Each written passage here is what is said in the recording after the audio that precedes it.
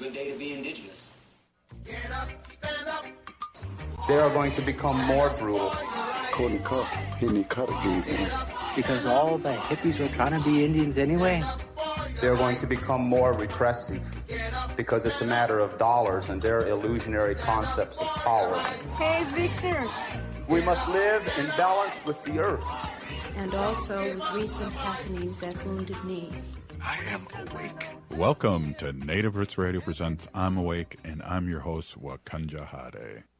Hey, Karagi to all my friends and relatives in four directions. You are listening to Native Roots Radio presents I'm Awake, and I'm your host, Robert Pilot. Hey, we discuss local, national, Native news and events, and as you know, Chujunk, Native issues are human issues, and human issues are Native issues.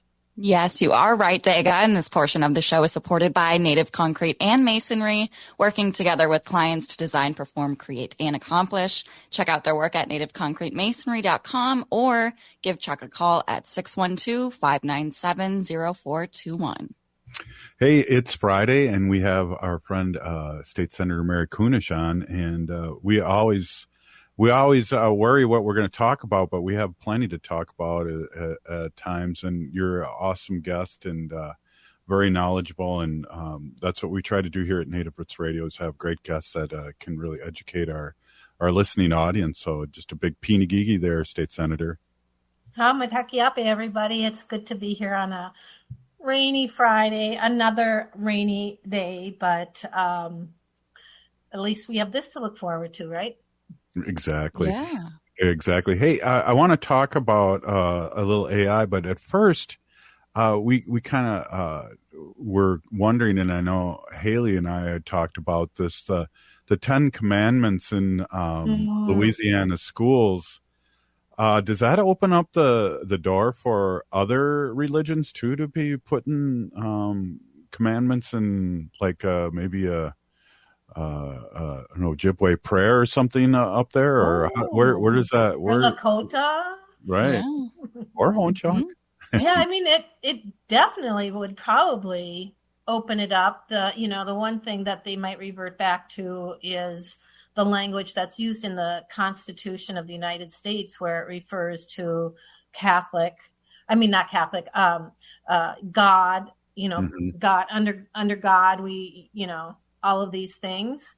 And certainly the founding fathers were, these Christians that incorporated it into our national constitution. But, the ACLU, the human rights, I'm sure if that happened here in Minnesota, or if that was suggested to happen here in Minnesota, that we could pass it. I mean, I don't have anything against the 10 Commandments. Right. Honestly, the golden rule is just like treat everybody the way you want to be treated. That's really about it. If they put that up there, I would not have a problem with something like that. Right. It was interesting I think it was the Star Tribune this morning. There was one of those political cartoons, and it had the 10 Commandments. It's in a school, and the 10 Commandments on the wall, and then to the right of it are like active shooter drill rules or instructions. Right. Yeah. So, these schools are so much, and these communities and these states are so much more concerned about the ability to have guns and any kind of guns and automatic weapons and don't touch my guns than upholding, some of these other things. So, that would be pretty ugly. And I think it really is another indicator of how our, the Supreme Courts or the judges that are allowing these things to happen are really out of touch with what they should be upholding.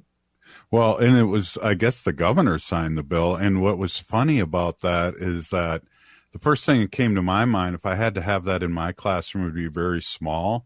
And in part of the bill said it has to be legible or large legible fonts, which I went, oh, shoot, they got me. But I think it's ridiculous. A state that's as soon as last year was 47th in education is worried about this. I think it moved up to 40th, but still, it blows my mind where people's priorities are. And I know you dealt with people's priorities, especially when you were in the minority as a state senator a few years ago.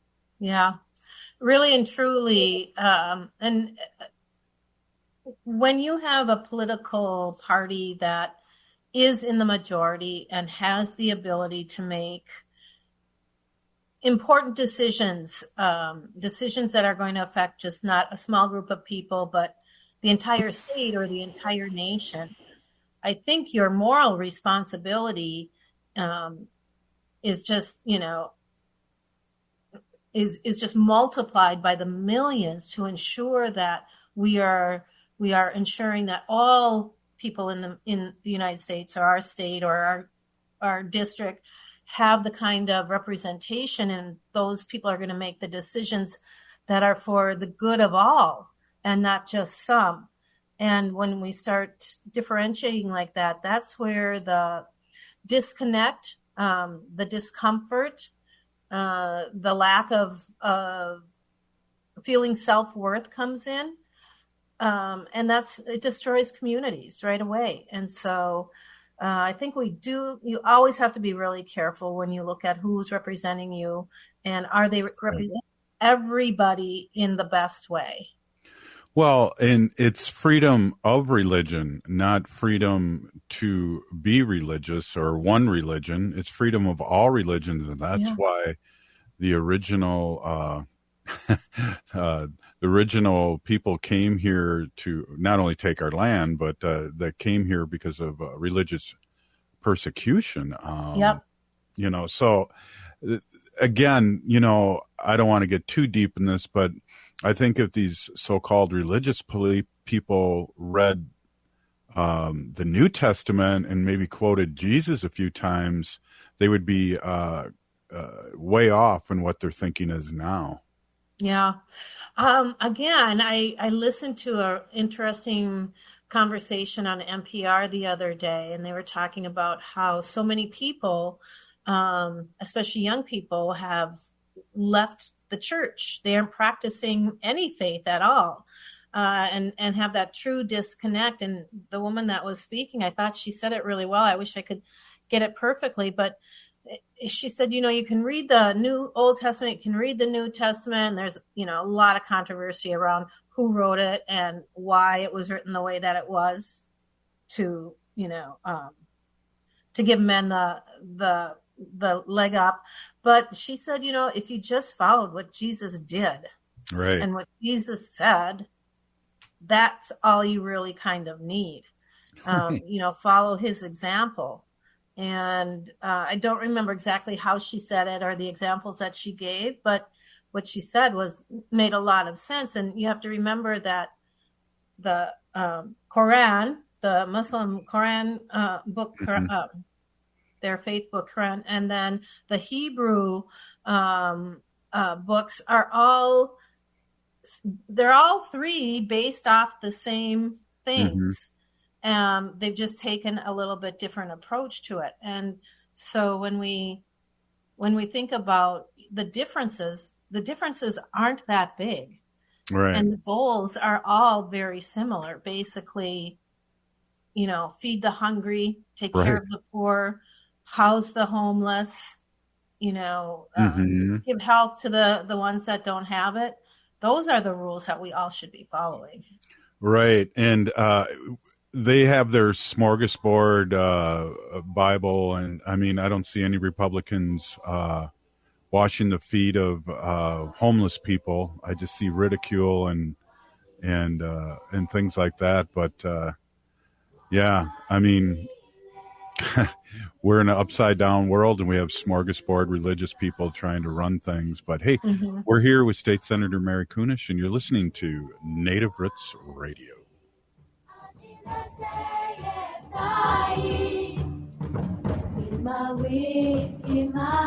Unwanted sexting or photos, inappropriate jokes, even tickling or wrestling can feel like a violation. Catcalling, cornering, or groping, getting them drunk or high for sex, recording sexual acts without permission, hurting someone because of their sexual orientation, raping a family member, a child, a date, a friend, a stranger. Purchasing a human being for sex. You make the choice every single time. Sexual violence is many things. Make a choice. Do not do it. Sponsored by the Minnesota Indian Women's Sexual Assault Coalition. The city of Minneapolis is now on Native Roots Radio with Minneapolis AIR. AIR stands for American Indian Relations. Guest host Christine McDonald talks to people about important things affecting the city's Native communities. Minneapolis AIR dives into topics like public safety, public health, elections, and so much more. Tune in to Minneapolis AIR on Native Roots Radio from 5 to 6 p.m. on the second Wednesday of every month, right here on AM 950. Attention transit customers. On Saturday, June 15th, Metro Transit will make changes to transit service within your community. As we do each quarter, we review our resources and ridership trends. These service changes continue our ongoing work to best serve customers throughout our system with our given resources. A summary of the upcoming service changes and a preview of the updated schedules are available now at metrotransit.org. Again, that's at metrotransit.org. Rudy Luther Toyota buys cars. How do I know? I did it myself with my old original Toyota Sienna. You can get cash for your used vehicle. Here's how it works. Go to RudyLutherToyota.com, click on the Luther Buys Cars tab, enter some basic information, and you'll get a good offer from Rudy Luther Toyota real fast. Then set up an appointment to bring in your vehicle, which usually takes about 20 minutes or less, and you'll get paid. It's really simple. They gave us a great offer for our used vehicle. Go to RudyLutherToyota.com for more information. Rudy Luther Toyota at 169 and 394 in Golden Valley. Hi, I'm Jane Fonda, and you're listening to Native Roots Radio. And we're back to Native Roots Radio presents I'm Awake, and this is Robert Pilot. This portion of the show is supported by Native American Community Development Institute, or NACD, in Minneapolis. Hey, we are here with State Senator Mary Kunesh, and we love just kind of having a fireside chat here, or maybe a chat around the sacred fire here. Maybe I'll change the name of the show to that. But we have a plethora of things and a lot of things that we talk about. And it's great, too, State Senator, that I feel like the conduit of Native Roots Radio is to educate and remind. And we definitely do that here on Fridays. So big Peeny Gigi. Thank you. Thanks very much. Yeah. Hey, so here's something a little off subject, and I know it's kind of, I've been looking into it, and I've seen artists that, at art crawls the last couple of years, can you figure out which one of these is that I painted and which one is done by AI? So we have AI definitely creeping in our psyche and our workforce and our things. There's a lot of AI coming around, and what's your thoughts, and what are you? Is there anything festering up in the Senate building about this? Well, we started to talk about it, and I have had people reach out to me saying we need to do something about this, or we need to start using it in a good way for schools, or that sort of thing. And what we're talking about is artificial intelligence, where you can basically ask your computer to write me a speech on equal rights amendment. And it just spews out a whole bunch of stuff. And I know there's been a lot of concern around the use of AI and artificial intelligence in our schools. And most of the time, it's really sort of based on or focused on plagiarism or cheating, that a kid is supposed to write a report, and they go into one of these AI sites and it generates something out, and the student hasn't done any of the work that we want them to. We want them to read websites, read books, read journals, interview people. We want them to really do the boots on the ground research. I mean, in schools, we teach them, the process of a report, or the scientific method to addressing an issue. But I think that what's really important, I mean, not only do we have to And then there are other websites where you can actually submit somebody's work, and then they analyze it and tell you if it was AI generated. So, I mean, you can get around that stuff. But I think when it comes to education, the real question is, how can we harness the AI as a tool for learning for our students? How can we use AI to improve teaching for teachers? Because there are some really great database AI sites that will generate a lesson plan. You put in the basics, what you need out of it, and it'll generate a lesson plan. And you and I both know the hundreds of hours that we put into lesson planning and creating our own lesson plans around specific issues. And so I actually was at a conference in St. Cloud this past week. The Commissioner of Education, Commissioner Jett, and I were there along with one of our Republican counterparts. And it was hosted by the superintendent up in St. Cloud, Lori Putnam. And they brought in this really fascinating guy. He's like the expert, the guru around artificial intelligence. His name is Charles Fadel. He's French, lives in the United States. And he wrote a book around education, AI in education. I haven't read it yet, but he brought up a lot of really good points, and really the need for us to get kind of in front of it as we start moving into different areas in technology around schools.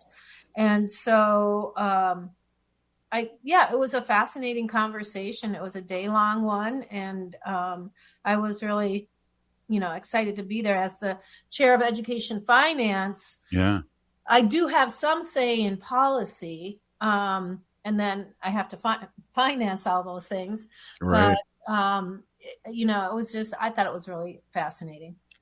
Just to change, it made me think of another question about education. And, I just have to say this statement too. I used to love encyclopedias, and I lifted a few things on reports from there. I just got to be honest, but I did love encyclopedias in our day.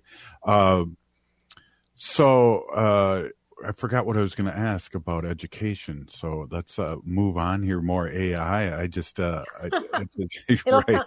It'll come back to you.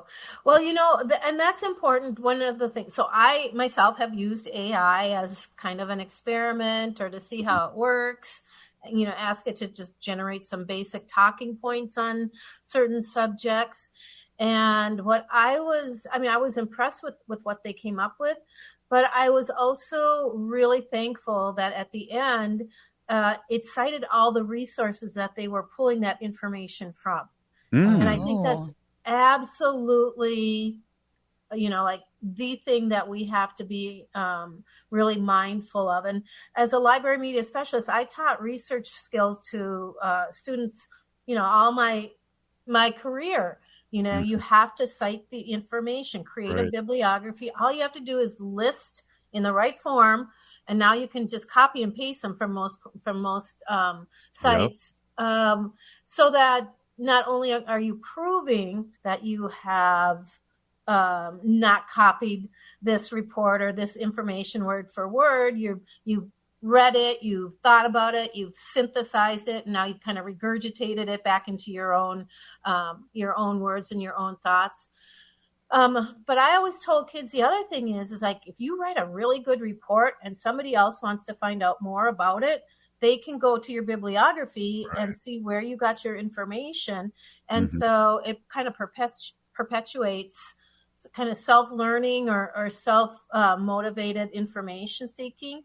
And so in that sense, I think it's really important. Yeah, definitely. And education and those things that make the playing field fair to everybody is something that I'm glad that you're a big part of in our state, and especially with your with your background, and it's crazy because AI is coming fast, and the things that it can do, and there are some good applications that are going to be able to figure out maybe, how to cure cancer, those things like this that. And they were talking, State Senator, that, this is going to be the fastest growing. It's going to make our economy go the fastest it's had since the 1800s when we were dirtying up the air with all those factories. Yeah. You're right. It is the move of the future. And oftentimes people, and especially education, are reluctant to those kind of changes. When they don't understand it and they don't know better, or they don't understand how to harness the good of it and ensure that we're keeping our students and our teachers safe. I mean, there's rhythms, in AI and all kinds of data that can now be perhaps associated with an individual or with a student or something like that. So I think a really important part of all of this is making sure that we're being careful and that we aren't inadvertently sharing data from individual students, especially students, but others when we are allowing people to use AI. I mean, it's kind of a world changer, just the way when the internet came on. Remember when the internet and people didn't know how to use it to the best of their ability, and they're all worried and freaked out about it. But the other thing is the movement towards less screen for kids. Yeah, that's what I was going to ask you. Yeah. Okay, we go. That's what I was going to ask you about. Was it California that has that? That one district that's trying to tell the kids to leave their phones at home? Oh, yeah. Phones are a big thing. There's a couple of things. A couple of schools, and even here in Minnesota, one of the districts that I represent has a no phone policy during the day, during the school day. You have to put your phone away. I should say not bring it because and some schools have these little lock boxes. Some of them have these locked baggies. Some schools you have to turn your phone in, which I think would be a flippin' nightmare, any of those scenarios. But what you really have to do is get buy-in from the parents, so that if you take your phone away from the kid, the parents aren't going to come after you and say, "Don't touch my kid's phone. I want my kid to have a phone." I mean, there has to be some real discussion. Yeah, there does, because there's a lot of upsides, but I know there'll be pushback from some parents not being able to get a hold of their kids. But geez, they had to call the office when I was a kid, and hopefully I wasn't in the office. You know what I'm saying? Hey, this is Native Roots Radio presents I'm Awake, and we'll be right back with State Senator Mary Kunesh and Haley Cherry.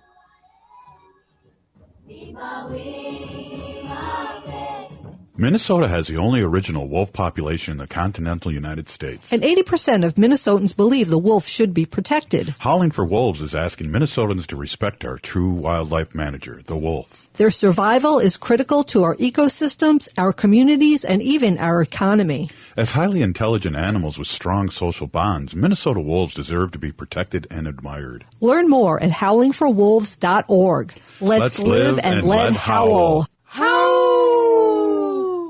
As nature awakens this spring, let's awaken to the call of protection. Native brothers and sisters, let's bloom together by getting vaccinated against COVID-19. Let's nurture our heritage and safeguard our futures, one vaccination at a time. So be a vaccinative this spring by protecting yourself and others in our Native community. Whether you're due for an updated vaccine or just getting started, all COVID vaccines offer vital protection against severe illness. For our elders over 65, the latest vaccine is recommended by the CDC to maintain protection. So spring forward with strength, Native communities. Embrace the renewal of the season and safeguard our traditions by getting vaccinated against COVID-19. For more information, including details about clinics offering free vaccines, visit vaccines.gov. That's vaccines.gov. This message is brought to you in partnership with the Minnesota Department of Health. J&S Bean Factory is a native-owned, community-supported, cozy, artsy coffee shop which offers roasted on-site beans, live music, and baked goods. Relax in the beautiful outside patio. City Pages writes, voted top 10 coffee shops. Tucked into a quiet corner of St. Paul's Highland Park neighborhood, this coffee shop roasts beans on-site from the best coffee-growing countries in the world. Located at 1518 Randolph Avenue, St. Paul. The good stuff. Are you looking to give back to the community you love? Do you have a few hours to spare? Twin Cities Pride is looking for volunteers for the 2024 Pride Festival. There is something for everyone, from working at the parade to assisting at an info booth or even helping set up the festival. All volunteers receive a free t-shirt, a commemorative pin, and a free meal. Register to volunteer at tcpride.org/volunteer. That's tcpride.org/volunteer. Hey, it's Patrick. The summer is finally here, and it's time to take advantage of Zero Res's best deal of the summer. Every surface in your home can be Zero Resified, so it's time to call my cleaning heroes at Zero Res and get 3 rooms Zero Resified starting at just $129. It's also a great time to get $75 off any air duct cleaning. An air duct cleaning will help alleviate those summer allergies and asthma. You'll enjoy less dust, lower energy bills, and your home will stay cleaner longer. Zero Res is the best choice for your home or business because vacuuming is not sufficient to maintain the cleanliness and lifespan of your carpets, period. Again, this month for your home, that's 3 rooms of carpet Zero Resified starting at $129 and $75 off any air duct cleaning. Call 9520-RES or go to ZeroResMinnesota.com and say you want the AM 950 special. Zero Res. These ongoing heavy rains can cause damage to your home or property before you notice. If you need help but you're not sure where to start, contact Chuck at Native Concrete and Masonry for an inspection. Get started today at nativeconcretemasonry.com. You're listening to Native Roots Radio. This is Spirit from Reservation Dogs. Get up and listen.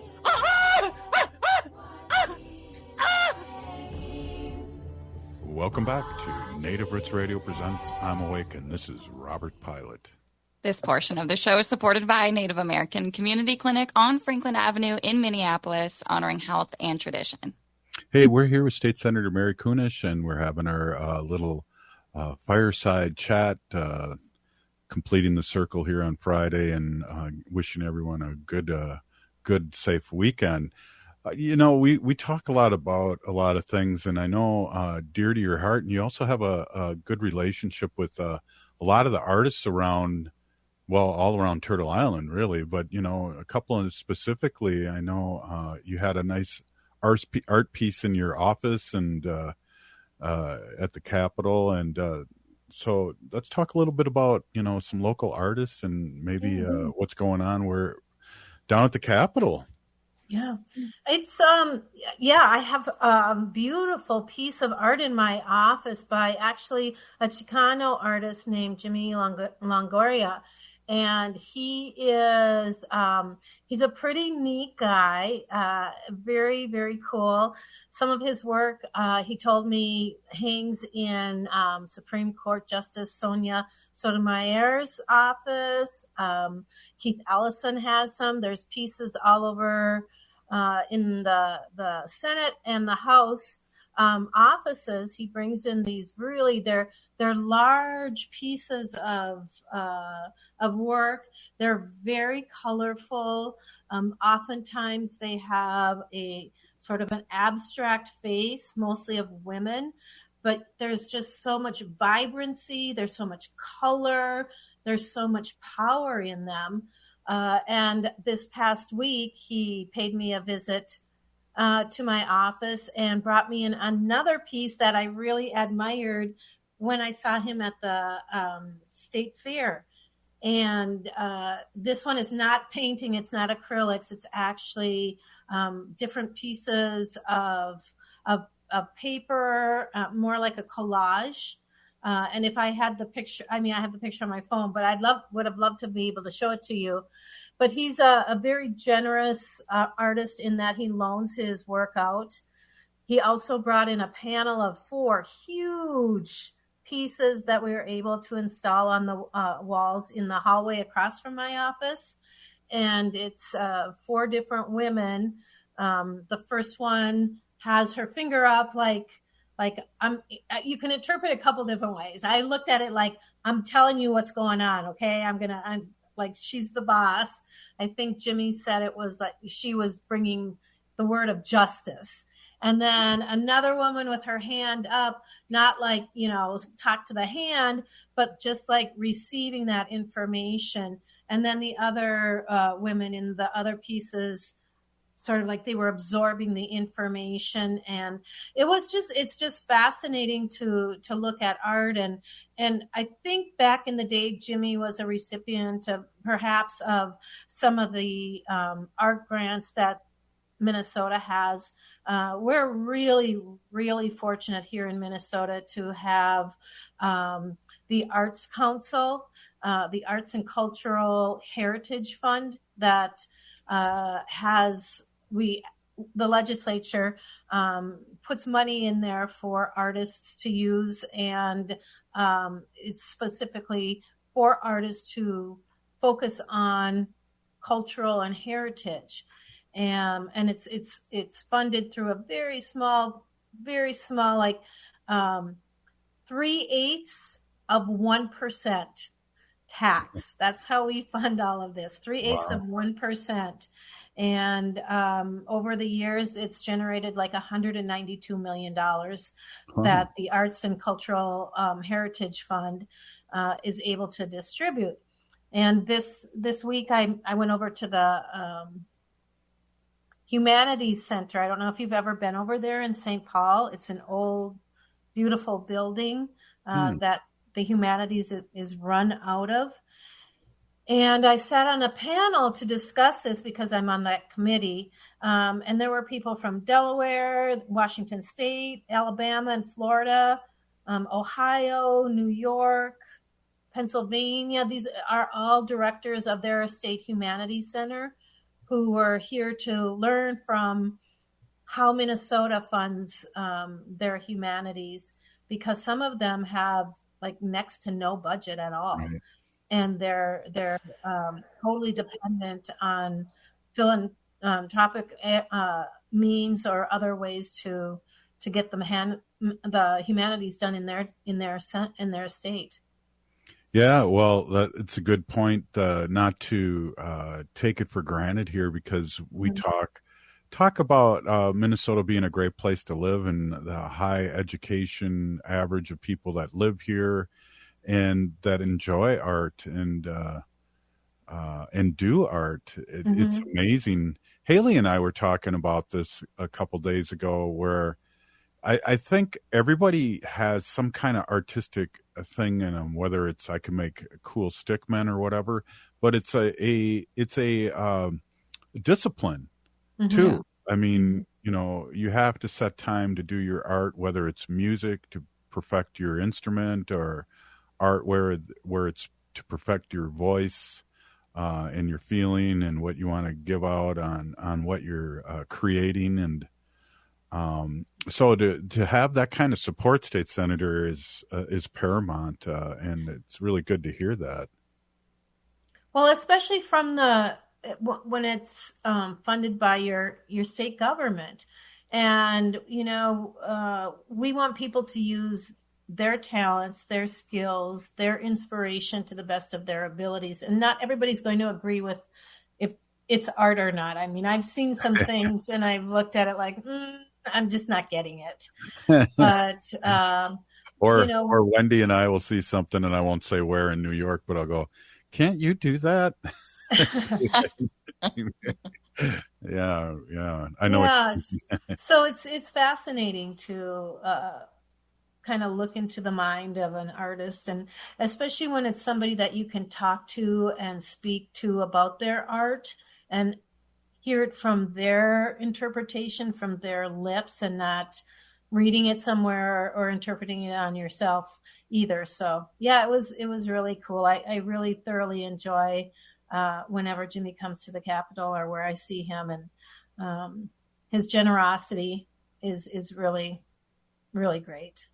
And it's on loan too, which I think is very cool. And one of that reminds me too, just to remind our listeners, I know you're not in session now, but how much it's a balancing act for you lawmakers, how much you enjoy seeing people come visit you, and they'll be able to see this art and talk to you personally about what's going on. And I know you're in meetings and sessions too, so it can't be like me, where I always kind of jump in and expect you to meet with me, but without an appointment. Well, there's a lot of things that I have learned from people who make appointments and just stop in and talk to me or invite me to. I just was up in Brainerd yesterday. All day long, there was a woman she's the mayor of, it'll come to me, Breezy Point. Oh, a real delightful, youngish woman who has a lot of ideas, good ideas about how to meet the needs of the community. And she took me all around Brainerd to these groups of folks that are doing the really good work, especially around economic development, not just for businesses, but for agriculture, education, all of these. It was just a really lovely day. And then they had an event last night, a fundraiser for a women's shelter up there. Oh. And this was somebody that showed up on my calendar, and I was like, who is this person? What do they want? It's the mayor of Breezy Point. I'm like, okay, let's give her 15 minutes. And it turned into just, a really great day yesterday. And I learned a lot about Greater Minnesota. And when you're in a relaxed environment where you can just talk about things and talk about what's going on and cause and effect, and there's no, it's in a really casual, safe place. It's really great. I think those are the kind of times I really enjoy being a legislator. And we need more of that too, with the bipartisan kind of conversations with lawmakers all over the state. That's great to hear conversations going back to normal, right? It's interesting because, there was a dinner and then they asked me to speak and I did. And then there was this really funny comedian, and then there was this really great band. And so I stuck around the whole time and had all these different conversations. And then, most people who listen know that I'm a Democrat. My friend Angel said, probably everybody in this room tonight was a Republican. And I was like, what?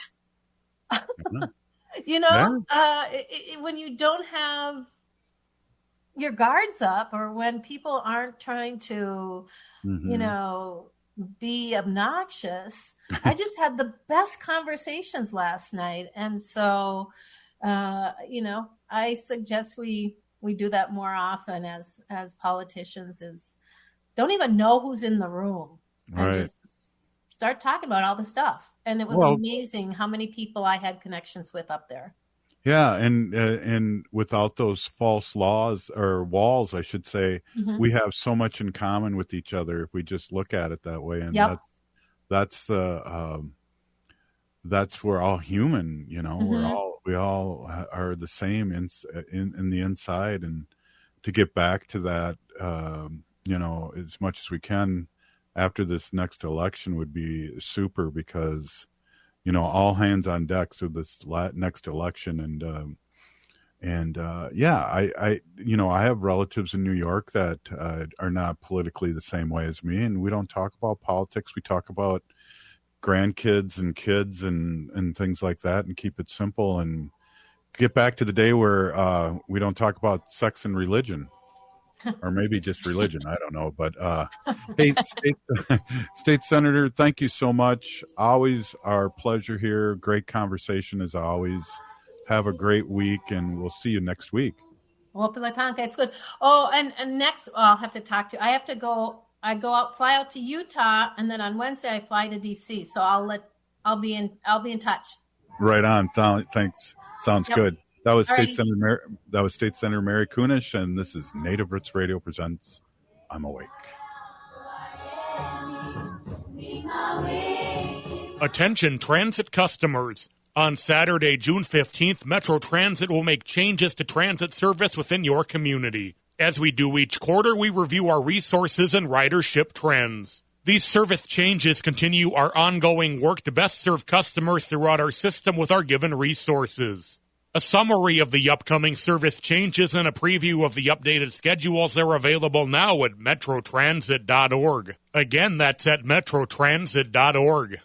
As we emerge from the shadows of the pandemic, let us celebrate our resilience and embrace the path to a brighter future. While the COVID-19 emergency declaration may be over, our commitment to safety remains stronger than ever. We invite you to stand tall and protect what matters most, our health and the well-being of our loved ones and elders. The power to keep our community safe lies within each one of us. It's important to remember the basics when you're with someone who might be at risk of COVID complications. Wear your mask, wash your hands often, and take an at-home COVID test if you have any symptoms. We are a strong and interconnected community, and together we'll emerge from this challenge stronger than ever. Stay safe, stay healthy, and keep the spirit of our Native American culture thriving. Find more tips on continuing to be safe at health.state.mn.us. That's health.state.mn.us. This message is brought to you in partnership with the Minnesota Department of Health. The city of Minneapolis is now on Native Roots Radio with Minneapolis AIR. AIR stands for American Indian Relations. Guest host Christine McDonald talks to people about important things affecting the city's Native communities. Minneapolis AIR dives into topics like public safety, public health, elections, and so much more. Tune in to Minneapolis AIR on Native Roots Radio from 5 to 6 p.m. on the second Wednesday of every month, right here on AM 950.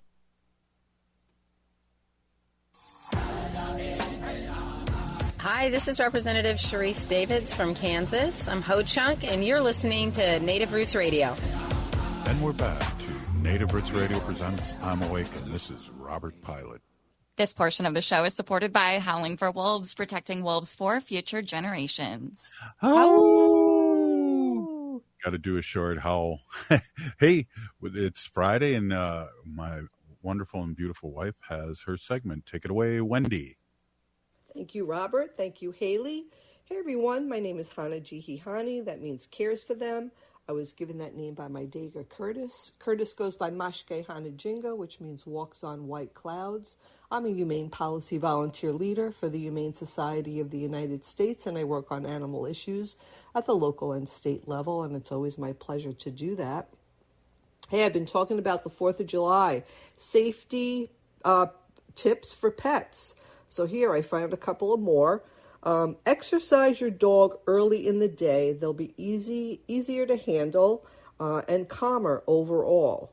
Make sure your pet does not have access to toxic items, like if you're going to barbecue during the day, charcoal, glow sticks, fireworks, sparklers, and food items like avocados and fruit pits. Okay, I've never saw anyone post anything like that before, but yeah, it makes sense, right?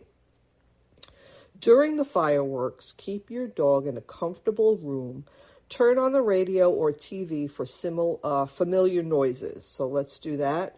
And be sure your pet is licensed and microchipped with your most current information. As I've said before, the most dogs, statistically speaking, the most dogs go missing on the 4th of July than any other time of the year. Here's one. Rough Start Rescue. I've talked about this rescue organization before. Azure Davis is her name, I believe. She's the owner and founder and president, CEO. I don't know what her title is, but anyway, she actually went to high school with our daughter's high school. So she has this rescue organization. I follow her on Facebook. She does great work. So the organization is called Rough Start Rescue. And she was posting that they were looking for professional photographers to take pictures of their pets to post online. Now, I know there's a few other organizations that I follow, and I could tell, like, that the photos are so beautiful of the animals. But here's a statistic. Listen to this, and I didn't know this. A dog with great quality photos is adopted within 14 days on average, compared to 43 days with just a poor or average photo. And you know what? That makes sense, because a professional photographer is really going to capture, I think, like the essence, right, of that animal. I've been collecting these little memes I like to share with them. Here's one. It's an old dog just sitting in the forest by itself, just gazing into the sky. And it says, sit with an animal quietly and they will show you their hearts. Sit with them kindly and they will help you locate yours. Oh, I love that. I'm not going to share anything sad today. Just a couple of really fun things. Here's a article I found from Care 11. Let me just bring this up here. I have to pop it up. It's from a few days ago. A foul-mouthed parrot named Pepper is looking for a home. Yes.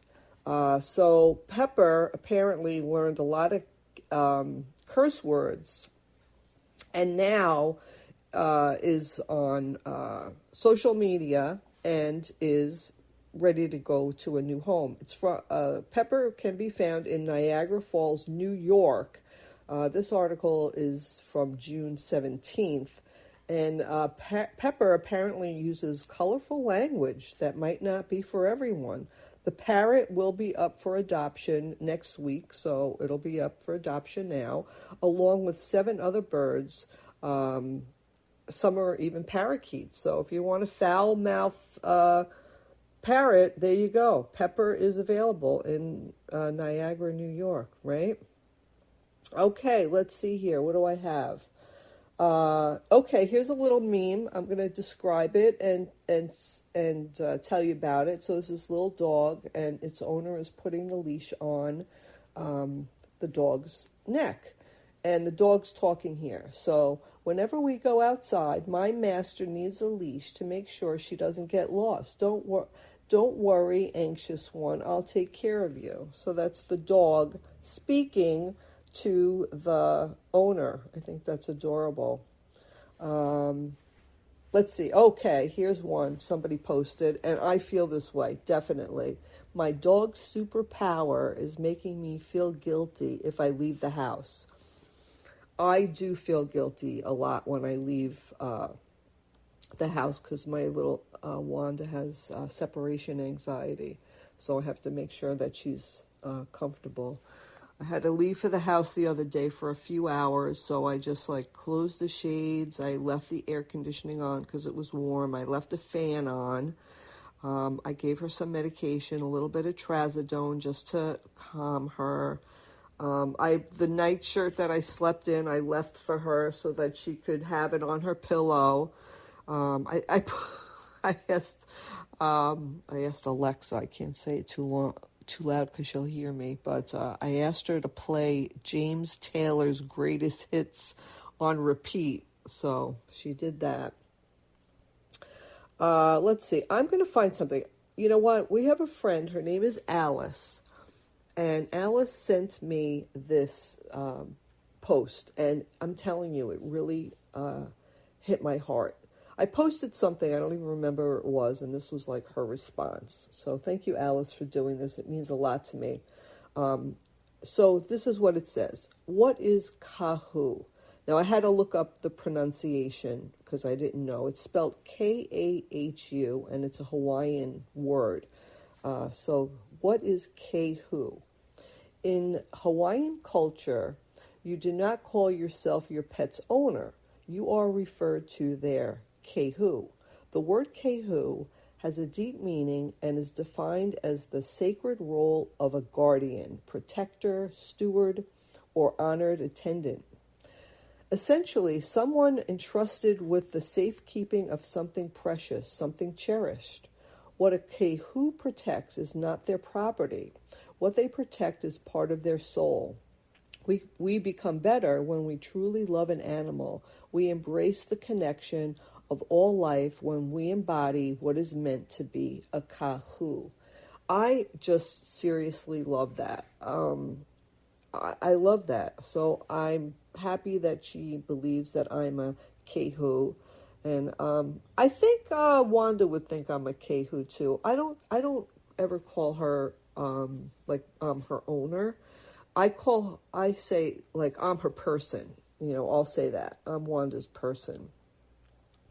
Or she's my, I don't know what I call her. I guess I call her my pet. But anyway, so a few days ago, might have even been last week, this is a funny article I found. Paul McCartney, Sir Paul McCartney from the Beatles. I think everybody knows who he was. He just turned 82 years old. And he currently has 2 rescued dogs. But his most famous pet was Martha, the English sheepdog. Martha was his very first pet, who he got in the summer of 1966 when he was 24 years old. In 1997, he finally admitted that the song, Martha, My Dear, on the 1968 White Album was about his fur baby and not secretly about Jane Asher, his fiancée at the time. He originally wanted to name the pup Knickers, but Asher wasn't thrilled about having to call that name out all the time, Asher. Knickers. So anyway, it's funny, Martha, my dear. So I played it, and the words, if you listen to it, it sounds now like it's definitely about a dog. But I never knew that before. So happy 82nd birthday, Sir Paul McCartney, and I'm glad that he rescues dogs. Yeah, Robert and I saw him in concert. He was really quite unbelievable and fantastic. And he's vegetarian. He's been a vegetarian for like, I don't know, years and years and years. Let me see where I'm at. Oh, I'm past time. I got to go. Okay, you guys, back to you. Hey, thanks, Wendy. You've been listening to Native Roots Radio. We'll be back next week. We need to resist, divest, join a group, run for office, vote, and free Leonard Peltier. Now,